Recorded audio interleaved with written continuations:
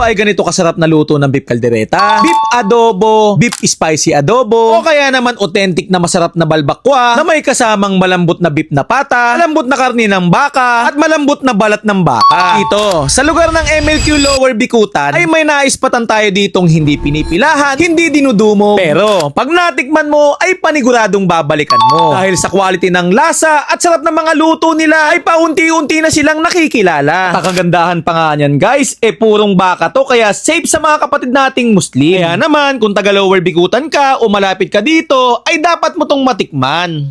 So yun guys, dito tayo ngayon sa may kahabaan ng MLQ Lower Bikutan. Tapos ito yung Mixu. Dinayo tayo ditong maliit lang na kainan, itong Uncle John's Balbakwa. Maliit lang tong kainan guys, lahat ng tinda dito, baka, manok, tsaka isda lang, wala silang baboy. Kaya sa mga kapatid nating Muslim, safe na safe kayong kumain dito. Ulitin ko guys ito yung Lower Bikutan, sa unahan andyan yung simbahan ng Holy Rosary. Tapos lakad lang kayo ng konti, makikita nyo na itong Mixu. Nasa tapat lang tong Uncle John's Balbakwa. Ito, maliit na kainan lang. Ayan. Tanongin natin sir kung ano yung mga menu nila dito. Gandang hapon sir. Ano bon, boss? Sir, ano yung mga tinda nyo dito? Boss, tinda namin dito, kalderetang baka. Kalderetang baka po yan. Pure beef po yan. Pure beef. Kahit yung liver spread, beef din po. Beef din. Oo. Tapos, ito po. Ito, adobong baka rin po. Adobong Original. baka. Pure beef din. Oh, pure beef din. po. Okay. Opo. So, yung mga ginagamit yung sangkap, wala naman halong baboy? Wala po. Okay. Tapos ito, Ito, boss, beef din, adobo. Spicy naman to.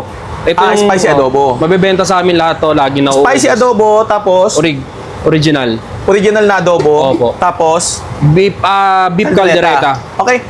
Yan lang man tinda nyo o meron pa kayong patinda? Actually, boss, nagdadagdag din kami dito ng ng manok, isda. Pero kanina marami kayong tinda. Meron po, marami. May naubos na. Naubos na. Tapos meron kayo dito yung dinadayo yung balbakwa. Balbakwa po talaga yung main menu. Balbaka ang main menu nyo Opo. dito. Tapos ang gamit nyo baka rin. Baka rin po. Okay. Yung balbakwa nyo sir, magkano po yun? May po kami, may 70, may 150. Ano po yung 70 Yung nyo? 70 namin, sir, balat. Yung Balat. 150 namin, laman, balat. Tapos, pata, balat. Patabalan. So sir, spicy adobo nyo, magkano po dyan? Ito po, 100 lang po to, sir. 100 lang po dito. Yes po. 100 per serve. Tapos dito sir, Ito, sir, 100 din po yan. ang serving yan. Oo. Wala pa pong kanin yan. Wala pa po. Okay, tapos dito naman, Ito po, 100 din po. 100 lang Opo. din. Opo. Sir, para matikman namin lahat, bigyan nyo kami ng tigi-isa niyan. Tapos, isang balbakwa na regular, tsaka isang balbakwa na, ano yun yung tigo 130. 150 po. Guys, dito tayo ngayon sa may MLQ Lower Bikutan, yung pababa ng Lower Bikutan. Malapit lang sa simbahan at sa tapat lang tayo ng Mixu. May dinayo tayo dito guys na malit na kainan lang, pero ang tinda lahat ay baka. Kaya sa mga kapatid nating Muslim dyan, safe na safe to sa inyo. Ang tinda nila dito, baka, manok, tsaka isda lang. So, ito na siya. Meron silang balbakwa, adobong baka. Meron silang kalderetang baka, spicy adobo ng baka. So, lahat baka. Kaya safe sa atin to mga kapatid ng Muslim. At yung mga mahilig sa baka dyan, ito na ang para sa inyo. So, tikman natin. Masarap siya guys May alat siya. Masim-asim. Siyempre, alam naman yung pag balbakwa, medyo masim-asim siya. Tapos guys, malinamnam yung sabaw. Ang malapit pa dyan, anli taba. Kaya yung mga mahilig dyan sa taba ng baka, ito na yung para sa inyo. Sarap na sabaw. Tapos ang dami ng laman Sa personal, ganito yung serving nila. Hindi ito pang vlogger lang. Kaya pag pumunta kayo dito, ganito rin yung makukuha yung serving. Ang lambot ng balat. Masarap ng sabaw. Masarap ang ulam, masarap ang pulutan.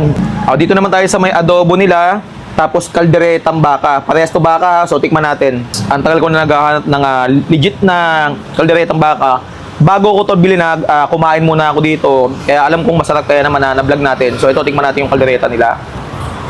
Malambot. Guys, alam mo yung natitikman mo sa mga pistahan na kaldereta ng mga Batanggenyo? Gantong-ganto yung lasa. Para kang kumain sa pistahan.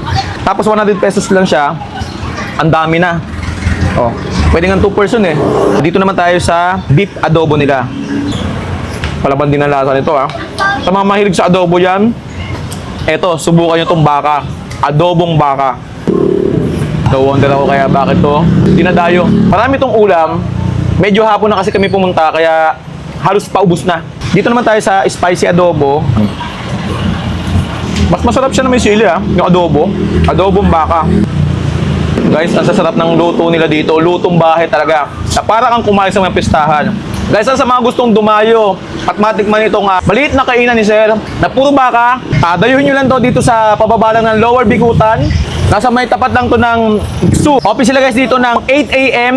hanggang 10 p.m. So guys, ang sarap ng mga beef na luto nila dito. Dayo na kayo.